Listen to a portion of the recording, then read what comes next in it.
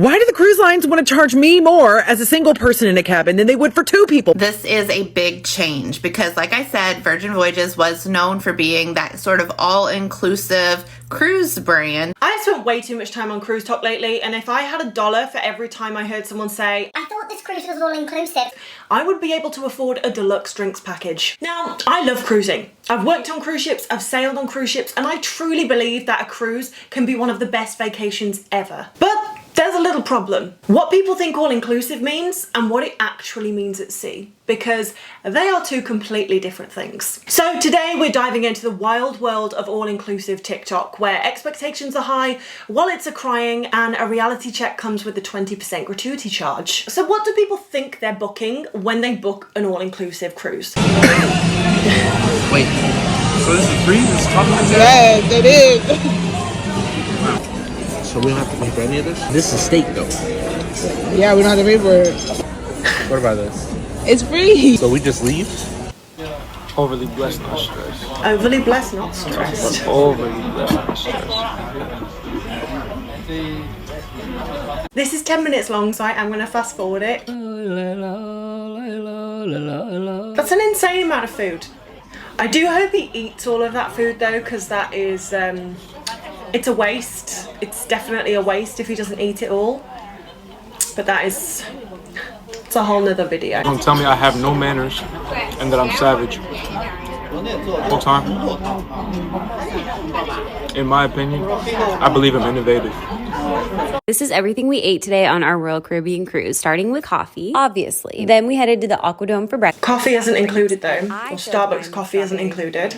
And Roger decided to copy me, except I did not get the powdered sugar on top memo, which I thought was really rude. But anyway, Roger seems to love his powdered little grape, which we love for him. Of course, I'm making a mess all over myself. This is just the dynamic between us. Roger has his life together, and I don't. Sorry. He got a Mediterranean chicken bowl. It was good. And I got a sandwich. A little time passed, and then we went to Izumi in the park for sushi to go. The sushi is so fresh. This is probably one of my favorite things about Not Icon. included, Pier 7 is a hidden gem on the ship. We went with chicken lettuce cups, which were 10 out of 10. Shrimp ceviche with an egg on it. Never had it. Highly recommend it. And then yummy healthy chicken bowls, followed by ice cream, because when you are on a Royal Caribbean cruise, you can eat ice cream all day long. Now we're at Giovanni's for dinner, and this is one of our favorite restaurants on the ship. It is so Not freaking included. good. We got garlic nuts, meatballs, pizza, steak. The dessert, I got like a chocolate stuffed ravioli. Out of this world, what a good day of eating. Okay, so as you can see, there is some fantastic food on board these cruise ships. There really is, like no one's disputing that.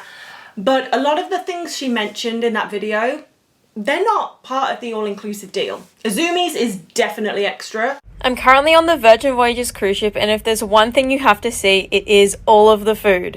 There are over 20 eateries on board, there are Michelin star restaurants, and some are even open for 24 hours. And the best part is all this food is free. Always got snacks on the go. There is so much to choose from. I really like this idea of the salad bar where you can pick and make your own salad mix with lots of awesome healthy choices here. There is a sushi bar with different bento boxes every single day, really as well as a noodle bar, and right next to it an entire selection of tacos, including breakfast tacos. There is also a 24/7 breakfast eatery. And of course, there are so many options to choose from here. Bacon, sausages, and eggs in any way that you like. French toast, pancake. I think the Sweet Treats eatery is definitely the most visited. They have every selection you could possibly imagine, and a wide selection on their breakfast menu. There's also a place where you can build your own bagel, sweet or savory. And there is new desserts every single day. Such a wide selection here. You can't deny that it looks pretty idyllic, right? And cruise lines love to sell you the dream that once you're on board, you are not going to have to reach for your wallet and you are going to get absolutely everything free.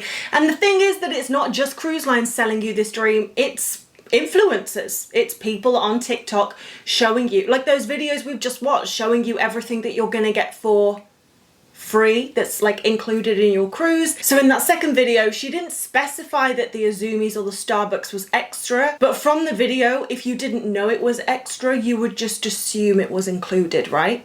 Am I crazy for thinking that? So then when you go to book a cruise and you see the cruise fare, you're like, that's incredible, considering that everything is included. If you're paying between like $600 to $1,000 for a week's cruise, but you think that all the food, all the drink, Wi-Fi, like if you think everything is included, yeah, That's a good price. That's a really, really good price. But unfortunately, what happens is people go on board their cruise with this expectation that they're not going to have to pay for anything else, and they get a few nasty surprises. And it starts small usually. Like something happens and you need to do some laundry, and then you realise that laundry is hella expensive. I don't know about you, but I'm pretty frustrated that the vacations that used to have the highest value for my family now charge extra for stuff that used to be complimentary. Whether it's Norwegian saying that their drinks package no longer applies on their private island, or Disney taking away complimentary airport transportation, and I could give a ton more examples. I'm seeing it from creators and I'm hearing it from my clients. The bang for your buck isn't there the way that it used to be. Or realising that absolute basics like water is £5 a bottle unless you are ready to go on a hunt for it. One tip for Norwegian Cruise Line. Fill up your water bottles in the gym so you don't have to pay for water. This is one of our only issues with Norwegian is their lack of accessibility to free water, especially at nighttime when all the bars are so busy and it's tough to get water. You can pay $5 in the room if you want, or just bring your water bottles and fill them up for free at the gym. It's water. Save a little bit of money. Why not? I think Virgin, and you'll have to correct me if I'm wrong, but I think Virgin is still the only cruise line that supply you with glass bottles of drinking water in your cabin. If you just want to go to bed, you don't want to have to queue up for 40 minutes just to get a glass of water, and you cannot drink the water from the tap because it's so highly chlorinated. But surely you would expect the activities to be included, right? If you go on a P&O cruise, just be prepared to pay a pretty penny for anything good that you want to do on board. So this was the first cruise ship that didn't have its own free soft serve machine, meaning that the only option to have ice cream was this New Zealand Natural, and it was $6.50 per scoop, which was pretty expensive. Also, just expect the pools to be really busy every day. I barely even got the chance to swim on this cruise. The busyness doesn't end there because this ship was overcrowded. This was a salsa dancing class they hosted, and there was no room on the dance floor for people. You can see people dancing on the aisleways because that was the only room to do so. And if you're a seasoned cruiser, just be prepared for the worst food you've ever had. This is literally my dad asking the head chef why the food was so bad, and he had no answers. So even the ice cream is extra, and also you have to pay for the activities. So going off this, cruise ships will pretty much always have a free option and a paid option. And you best believe that the paid options are going to be incredibly enticing.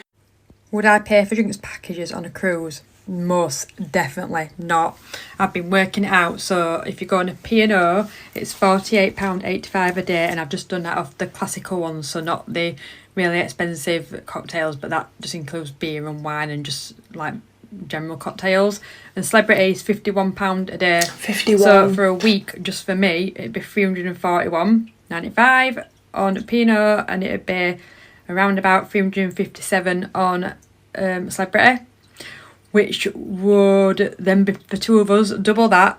And I would just say no way, Jose, because we've been on 2 P&O cruises, no drinks packages, and we have not denied ourselves anything. We've had coffees, I've had mojitos, White Zinfandels, my husband's had beers, my daughter's had lemonade and mini like non-alcoholic cocktails, and we have not spent anywhere near that. So again, everybody's got their own opinion on it, but if anyone is looking to book a new cruise and wondering whether to or not, I would say try it without, because you can always add it on within your cruise like you can Wi-Fi. It's usually more expensive if you buy the drinks package on board, add the Wi-Fi on board. So if you're going to do it, it will work out cheaper if you purchase it before you get on board. But the thing is, it's only worth it if you're a big drinker, right? But what I found is a lot of people don't drink that much, but because they've purchased the drinks package, they feel like they need to get their money's worth. So they just keep drinking and drinking and drinking. And it actually, I'm not going to say it ruins their cruise, but it's not enjoyable because you're not drinking because you want to drink. You're drinking because you feel like you have to get your money's worth. But you can hear the disappointment in people's voice when they realise that all-inclusive actually means mostly inclusive. If you're sailing with Norwegian Cruise Line and you want an extra entree for dinner, well, it looks like now you're going to have to pay for it. Let's get into it. Now, this is one of the posts that some of you were really pointing me to. This is from Norwegian Cruise Line question and answers group from a Stephen Castlehouse. Thank you, Stephen, for bringing this to our attention. He said, in case you missed the changes, there is now a $5 charge for second entrees in the free main dining rooms for sailings beginning on or after September the 26th, 2025. Now, guys, this does not surprise me at all because Carnival has been charging for a hot minute now for passengers to get an extra entree. It is also $5 on Carnival. Now, I'm not completely against this, the $5 charge for an extra entree, because as you can see by that first video, people do order an absolute abundance of food and very rarely finish it. Of course, there are some people that finish it, but actually, I would say 90% of people, their eyes are bigger than their bellies and they just order because they can and then they don't finish any of it. And that's why cruise ships have so much food waste. So I do think, while yes, the cruise line will earn more money from this, it's probably their attempt to limit food waste, because like, do you really need 2 entrees? And if you do really need 2 entrees, $5 isn't that much.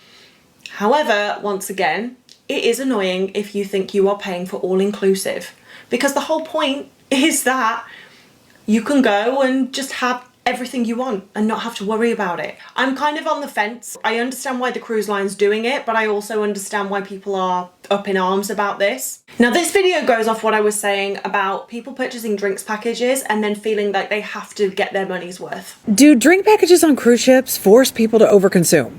Let's get into it. Now, for about a week, you guys have been in my comments and my DMs asking me to talk about the case of Dulcie White. And if you don't know, Dulcie White was 66 years old last year when she boarded Allure of the Seas to take part with her daughter Megan in a Taylor Swift cruise. It was on this cruise that Miss White purchased an unlimited drink package, and her daughter Megan says she had at least 7 alcoholic drinks within 6 hours. They then went back to their balcony cabin. Megan says she turned around and her mother was gone. Miss White's body has not been found, and Megan is now suing Royal Caribbean, saying that the drink package encouraged her mother to overconsume, and that is why her mother is no longer here. Now, before I say anything else, I just want to say I can't even begin to imagine what it must be like to lose a family member in this way, and I truly and legitimately empathize with Megan and the rest of Miss White's family. I can't even begin to imagine.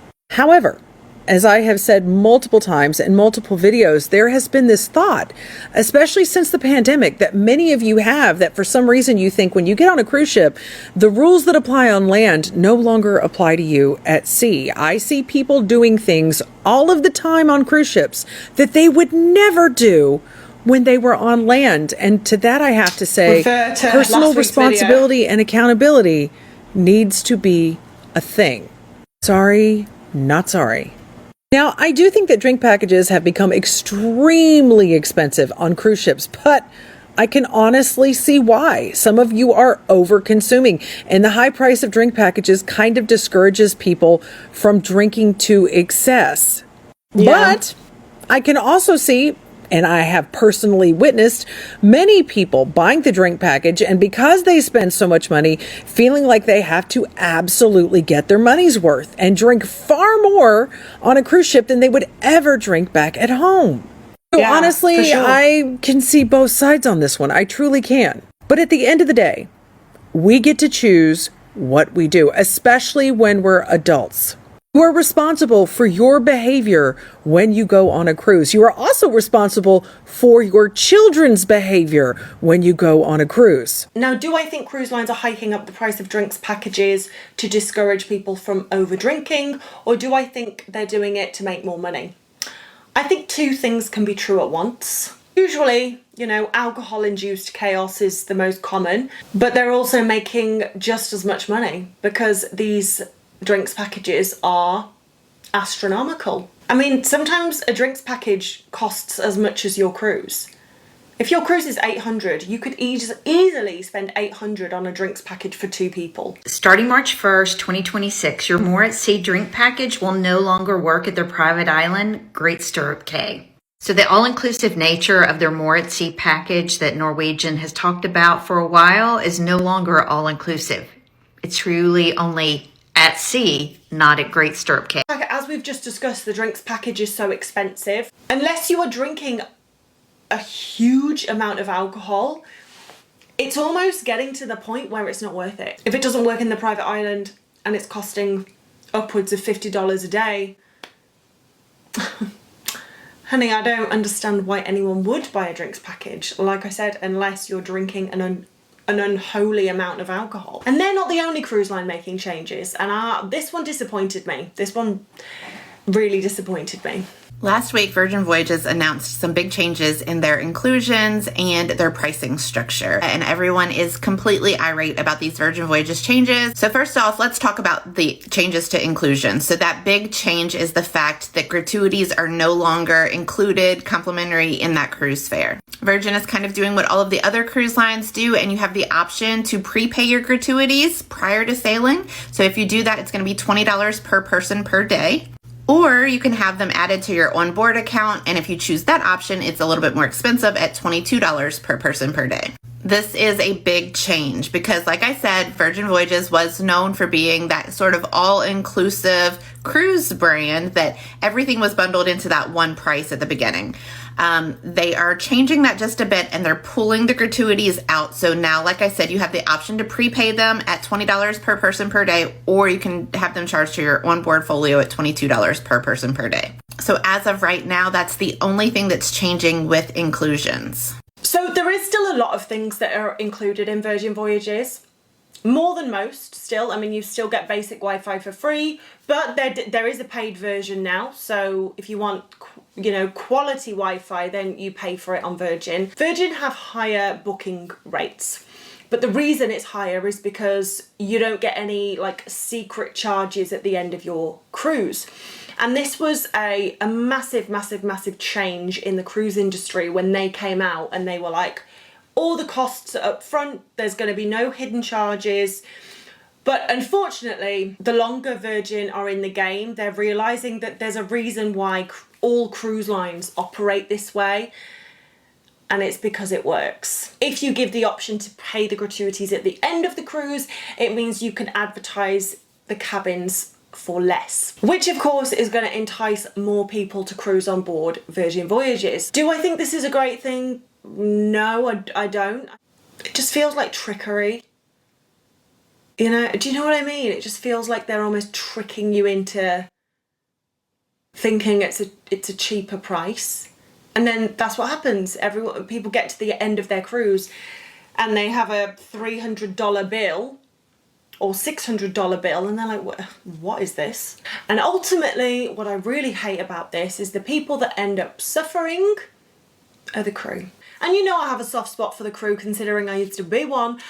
But yeah, ultimately, people are shocked by the fact that they have to pay gratuities, so they decide to remove them because that is an option, which means that it all gets deducted from the crew's pay. Is it a perfect system? It's absolutely not a perfect system, and I wish I had the power to change it, but I don't. Yes, paying the crew should be the cruise line's responsibility. I don't know why it falls on the passengers. I agree, but it does. And therefore it really pisses me off that why is it an option to take off the gratuity?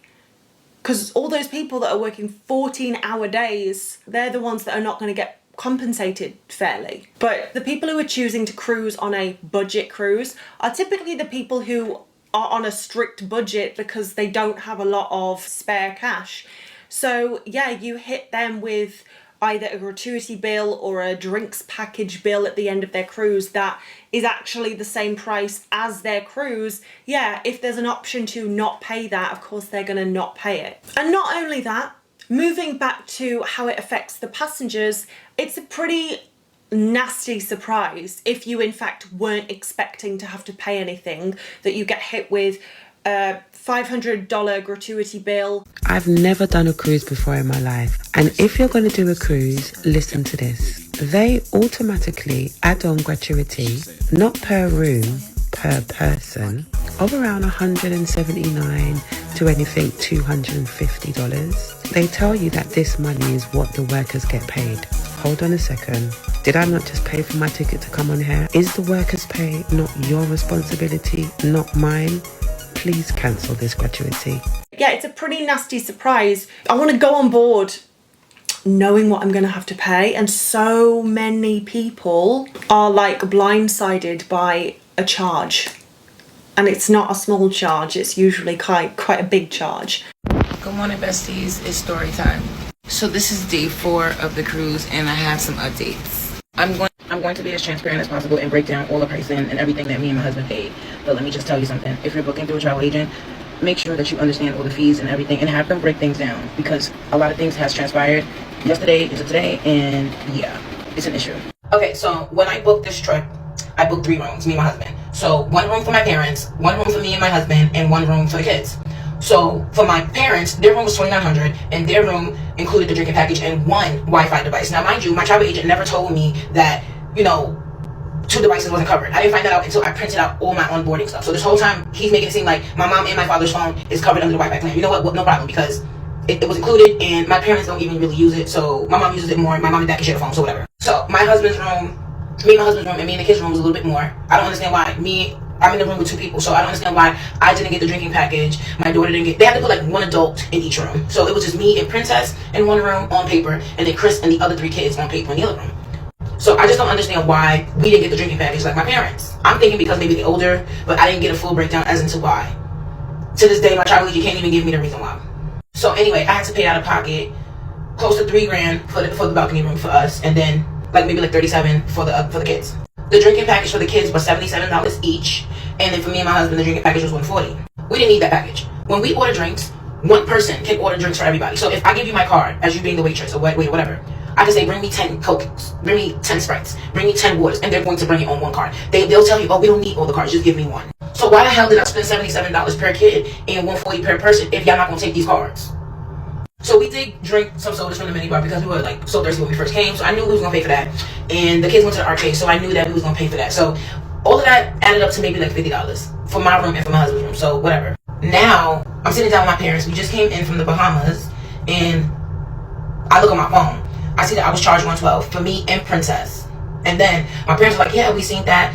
We were charged twice for $112, but we paid it. And I'm like, why would you pay that? Why you didn't talk to me? All right, sorry. So my husband now looks up and sees that he also was charged $112 5 times. So if y'all want to do the math real quick, that's, baby, it's over $1,000. And that's not something that we planned on spending. That's it. That's not something we planned on spending. So that has the ability to just ruin your holiday, because what's supposed to be a nice relaxing time is now not a nice relaxing time because you're stressed about the fact that you have spent way more than you were expecting to spend. And I think, and that's the thing, this, it has the ability to ruin your vacation. No matter how good the ship is, if you were expecting to, go on a cruise and spend £500 and then you end up spending £1,500. So I was at the bar, not the bar, at a table next to the bar drinking, having a good time with my parents. But as soon as I seen that, baby, I sobered up real quick and I went downstairs. So when I went downstairs, I explained to the receptionist, listen, we did not know about these charges. I don't understand, y'all already charged us taxes. Why y'all charging us more taxes, $16 per day? We already pay so much money. But I can't really fault them for that because that was supposed to be the travel agent's, he was supposed to look into that to find out. And even when I texted him, he had no idea. It wasn't on any of the paperwork or whatever. So the receptionist and them decided that they're going to take all the charges off. But I still think that's insane. For you to charge the adults, okay. But for you to charge children, I think that's crazy. So I don't know if I would necessarily book with them again. I may need to do something on my own and see what my travel agent did, because I still don't understand how I didn't get everything inclusive. I got the food and stuff like that, but I don't understand why I had to pay for drinks and stuff when we already spent so much money. I felt like on the amount of money I spent for each room, I should have got a package like how my parents got one. Some positives I would say about this cruise so far is that when we do dock at the different islands, we're able to go and explore the locals, and we don't just stay on a designated island where it's just food from the boat. Because when I went on a Carnival cruise last year, we docked certain places, but we weren't allowed to go blend in with the locals and see the Bahamas or Jamaica or whatever. So it was nice for us to dock and be able to go adventure out a little bit. Also, my travel agent told me I was not allowed to bring any water, any snacks, any this, any that. Tell me why when I came in, to get on the boat for the first time. I seen people coming in with cases of water and nobody stopped them. I seen people coming with snacks. My parents came in with boxes of snacks and they just let them in. Nobody said, oh, you can't bring this, you can't bring that. So can you bring it, can you not? What I also noticed is when we came back from the island, people had brought liquor, cigarettes, things like that, and they didn't take them away. Now, when I went on the Carnival cruise last year, if you brought any alcohol, anything like that onto the ship, once you got aboard the ship, you had to turn it in and then you couldn't get it until the end of your stay on the cruise. So I like the fact that whatever you buy, as far as alcohol bottles or whatever, you're allowed to bring it, on board and bring it right up to your room. So I do like that. But I don't like how expensive it is, but it is what it is. What I will say is when you're booking with a travel agent, just make sure that you ask every single detail. Already spent close to 10 grand by the sounds of it on the cabins for her parents, her and her husband and her kids.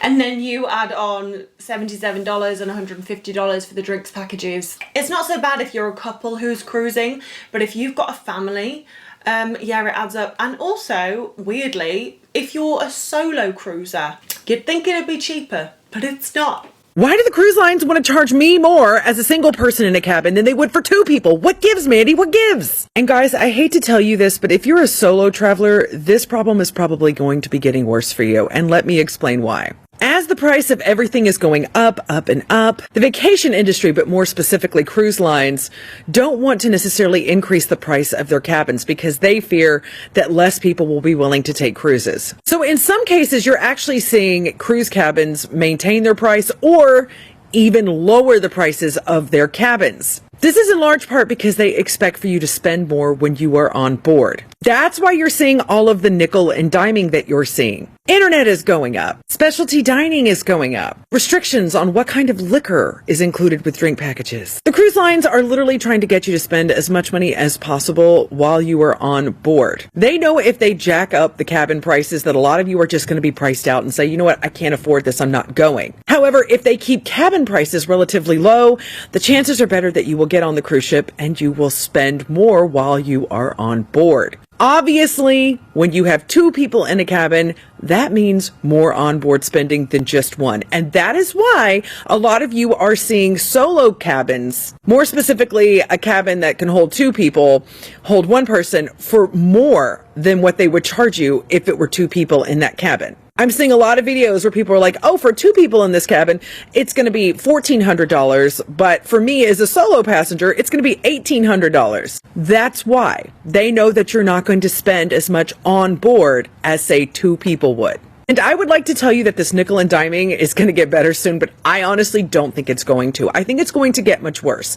I think that the cruise lines are slowly but surely moving towards the a la carte and away from all-inclusive. Don't shoot the messenger. Don't shoot the messenger. I know you want to shoot the messenger, but please don't. Because by and large, people underestimate what they're going to spend once they're on board. People will often say, I'm not going to spend anything. But then once they're on board, they see these cute pictures. They see these cute trinkets. They want to get themselves a t-shirt. And the cruise lines know this. So the next time that you're a solo passenger and you go and you look for your cabin and you see that you're going to be paying more, that's why. I also want to point out that we are in November. Next month is December, and that is typically when the cruise lines announce their new policy changes. And last year was very much so giving hard candy Christmas. Hard candy Christmas. I'm hoping that this year will be better, but I gotta be real with y'all. I don't think it will be. Anyway, much love to all my solo cruiser friends. Keep looking for those good solo cabin deals. I could not agree more with what she was saying. At the end of the day, cruise lines are still trying to recover financially from the pandemic, and I think this is the result of that. But I do agree with her. I can't see it getting any better anytime soon. I think it's going to get much worse before it gets better. So yeah, I don't really have any good news for you on that. But I think that kind of says it all.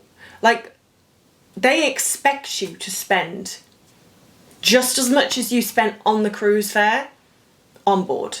The cruise lines expect that. So they will purposely charge you more for a cabin if they don't think you'll spend that amount. And people are getting frustrated. We will wake up everybody on this ship! Let's go! Refund! Refund! Refund! Refund! Refund! Refund! No! Refund! Refund! Refund! Refund! What are you gonna do? Lock me up at Miami? Come on! Give me my money back! We need help! We need help! Oh, we ain't getting out the damn ship, man! We need help! I just think overall it's a bit of a mess. I don't think cruise lines should market themselves as all-inclusive because they're not. They're not all-inclusive. Yes, there's buffet food for free. Yes, there's like juices and drinks on offer for free. Yes, there's some activities on offer for free. But actually, as time goes on, I am seeing the quality in the free stuff dip. And then people are going to want to have the paid option. They're going to want the fancy cocktails that are $14 each. They're going to want to eat at the speciality restaurant because the food that's offered in the buffet is not great, you know?